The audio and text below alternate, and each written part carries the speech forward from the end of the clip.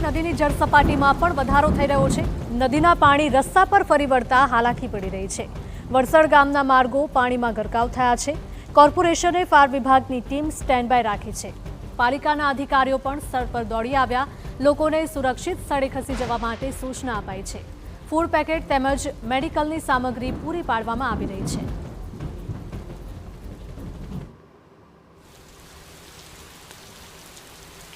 આ દ્રશ્યો વડોદરા શહેરમાંથી સામે આવી રહ્યા છે કે જ્યાં વિશ્વામિત્રી નદીની જળ સપાટીમાં સતત વધારો નોંધાઈ રહ્યો છે।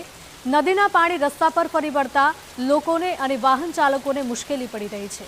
વડસર ગામના માર્ગો પાણીમાં ગરકાવ થયા છે। કોર્પોરેશને ફાયર વિભાગની ટીમને સ્ટેન્ડ બાય રાખી છે। પાલિકાના અધિકારીઓ પણ ઘટના સ્થળે દોડી આવ્યા છે અને લોકોને સુરક્ષિત સ્થળે ખસી જવા માટે સૂચના આપવામાં આવી છે। વડોદરાના નેશનલ હાઈવે નંબર 48 પર આવેલા બ્રિજની હાલત અત્યંત દયનીય બની છે। જાંબુઆ પુલ સહિતના બ્રિજો પર ખાડાઓના કારણે વાહન ચાલકો ત્રાહિમામ પોકારી ઉઠ્યા છે।